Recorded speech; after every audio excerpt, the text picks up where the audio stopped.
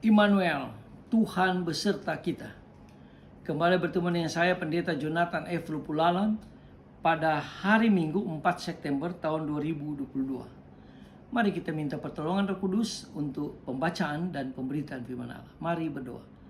Tuhan Yesus, terima kasih atas kasih Tuhan, anugerah Tuhan kepada kami.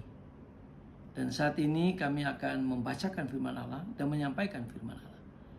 Urapilah kami semua dengan kuasa Roh Kudus-Mu. Begitu juga para pendengarnya. Roh Kudus mengurapinya dan memberi penerangan, sehingga kami dapat memahami firman Allah, dan Roh Kudus menolong kami supaya kami dapat melakukan firman Allah. Terpujilah Allah Tritunggal yang kami kenal dalam nama Tuhan Yesus. Haleluya. Amin. Mari kita baca firman Tuhan yang diambil dari Mazmur pasal 119 ayat yang ke-37. Firman Tuhan berkata demikian. Lakukanlah mataku daripada melihat hal-hal hampa. Hidupkanlah aku dengan jalan-jalan yang kau tunjukkan kepada aku. Demikian firman Allah yang berbahagia kita membaca, mendengar, dan melakukan firman Allah. Tema kita hari ini adalah berjalan dalam kehendak Kristus. Nah, saudara-saudara yang saya kasih dalam Tuhan Kristus, ada banyak perkara yang ditawarkan oleh dunia kepada kita.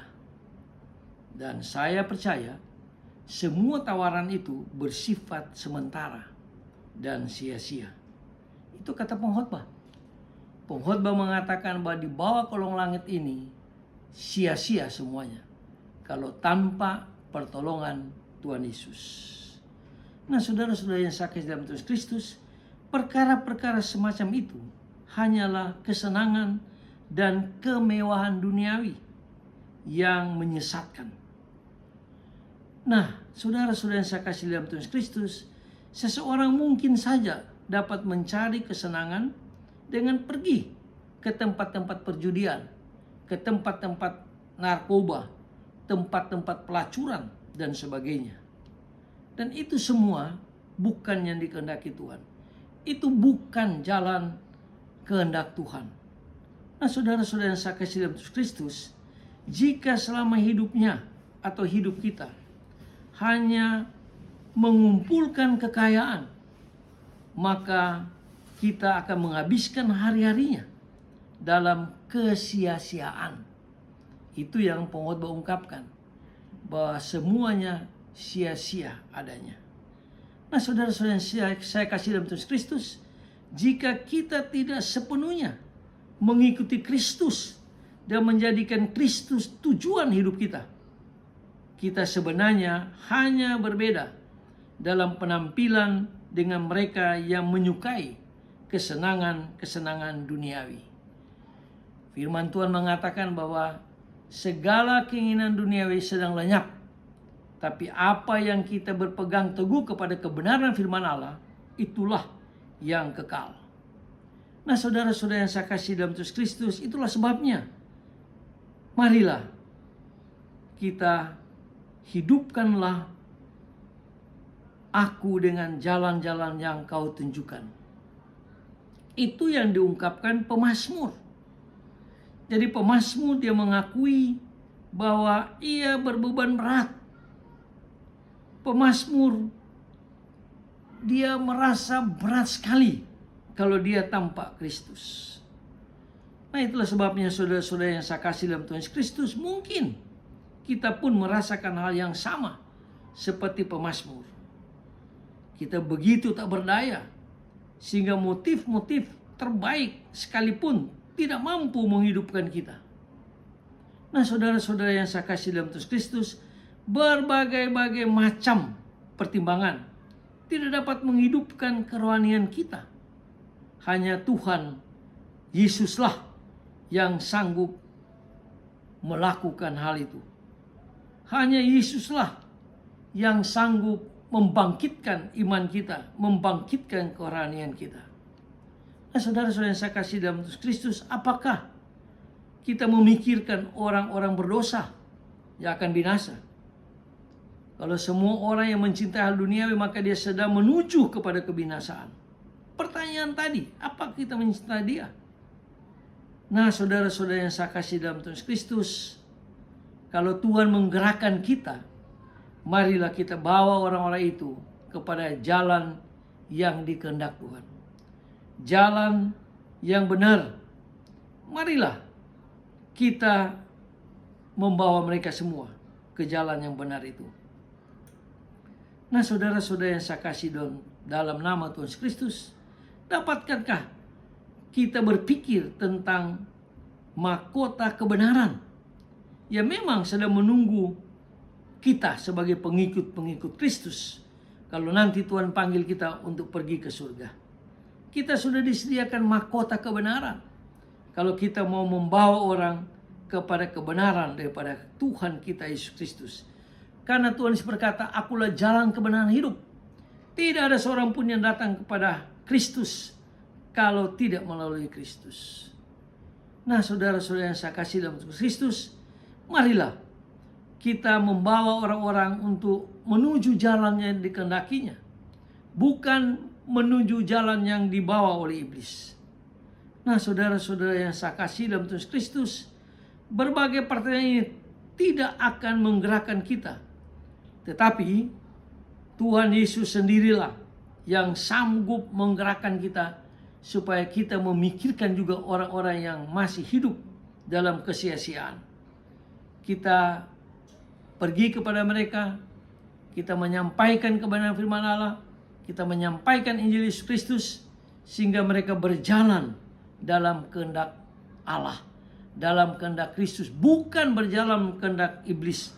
Karena iblis memang mau supaya kita berbohong dan kita melakukan berbagai-bagai dosa termasuk pembunuhan, sehingga kita bersama-sama tinggal bersama dengan iblis. Tapi Tuhan tidak mau. Karena Tuhan menciptakan neraka untuk iblis, dan iblis tidak mau kuliahnya sendiri. Iblis berusaha mencari kita sehingga dia menawarkan hal-hal duniawi sehingga kita berjalan bersama dengan iblis. Tapi Tuhan Yesus tidak mau. Tuhan menciptakan kita supaya kita hidup bahagia dalam surga. Itulah sebabnya Tuhan Yesus rela datang ke dunia. Dia lahir, dia mati, dia bangkit, dia pulang ke surga untuk menyediakan tempat bagi kita. Nah, itulah sebabnya tubuh dan jiwa pemazmur dia berdoa.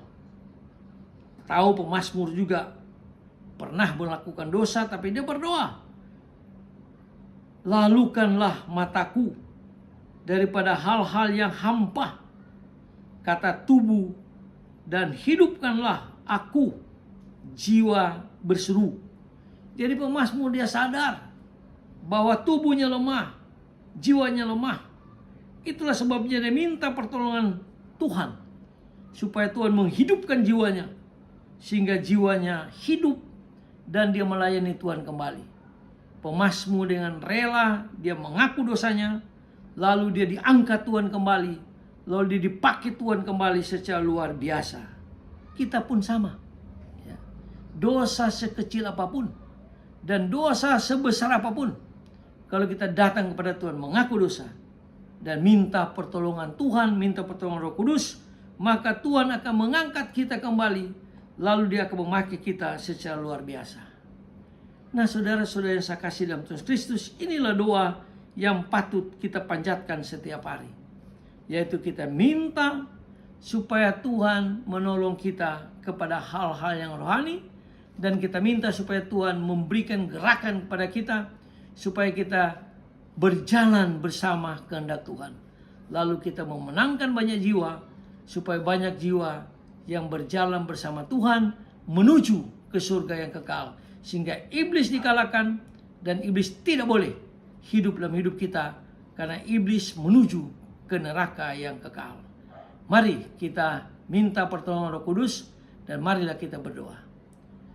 Tuhan Yesus, tolong kami Tuhan melalui kuasa Roh Kudus-Mu, melalui firman-Mu, supaya kami mau berjalan bersama dengan Kristus. Jauhkanlah kami Tuhan dari berjalan bersama dengan iblis, karena iblis membawa manusia kepada kebinasaan yang kekal di neraka. Tetapi Tuhan Yesus membawa manusia kepada kehidupan kekal di dalam kerajaan surga. Karena Tuhan Yesus mengatakan, karena begitu besar kasih Allah akan dunia ini, sehingga dia telah mengaruniakan anak yang tunggal, itu Tuhan Yesus. Pada setiap orang yang percaya dan hidup benar dalam Kristus, maka dia akan memiliki hidup yang kekal. Terima kasih Tuhan. Jauhkanlah kami dari berbagai godaan yang datangnya dari iblis. Karena iblis pembohong dan pembunuh manusia sejak semula. Tolong Tuhan kami dan ampuni dosa kami. Dalam kasih dan pengampunan Kristus, kami bersyukur dan berdoa. Haleluya. Amin. Terpujilah Kristus, sampai kita berjumpa di kesempatan yang lain.